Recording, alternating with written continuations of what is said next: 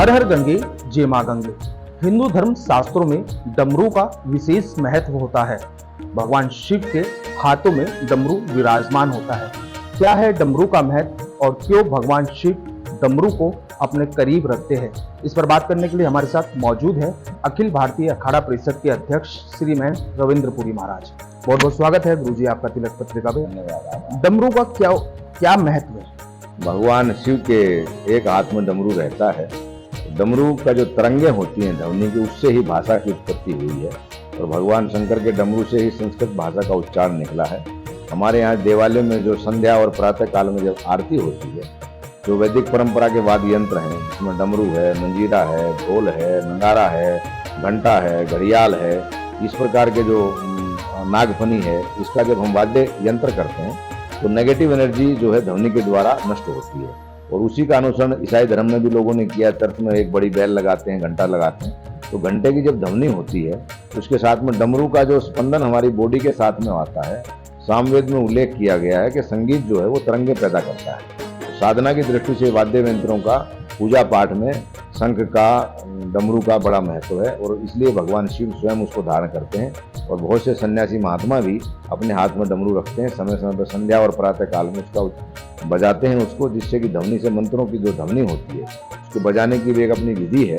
जैसे जैसे हमारे यहाँ विश्वनाथ भगवान, महाकाल भगवान, दक्षेश्वर भगवान में संध्या काल में आरती होती है, तो जो भक्त रहते हैं, जो संत या ब्राह्मण रहते हैं, एक लय से सब डमरू वादन करते हैं, जिसमें एक अलग ही प्रकार की मस्ती रहती है भक्ति की। तो डमरू अपने आप में एक पवित्र होता है और एक भगवान शिव का एक ऐसा यंत्र है जो प्राचीन काल से चला रहा है और आगे भी चलता रहेगा। इसलिए आपके तिलक पत्रिका के इस चैनल के माध्यम से भारत के सभी सनातन धर्मावलंबियों से मैं अपील करता हूँ कि जिस भी मंदिर में आप जाएं, वहाँ शंख, घंटा, घड़ियाल और डमरू की जो ध्वनि है उसका अवश्य एक बार श्रवण करें।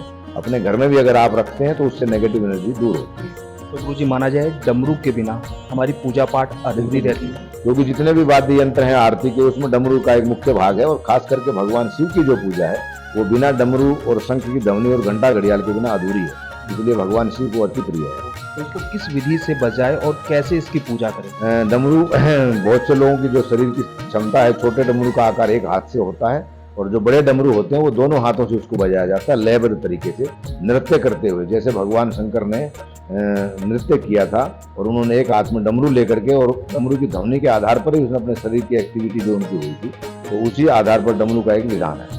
तो गुरुजी माना जाए डमरू के माध्यम से भगवान शिव को हम जल्द प्रसन्न कर सकते हैं। बिल्कुल, क्योंकि देवताओं को जागृत करने के लिए हमें ध्वनि की आवश्यकता पड़ती है, मंत्रों के उच्चारण की आवश्यकता पड़ती है, जिससे हमारी फेफड़ों का व्यायाम भी होता है, हमारे कानों के अंदर अच्छी ध्वनि जाएगी, हमारी जो नेगेटिव एनर्जी है बॉडी की, और जो भी संगीत के माध्यम से ध्वनि उस वातावरण में जाएगी तो वहाँ सब प्रकार की नेगेटिव एनर्जी खत्म होती है।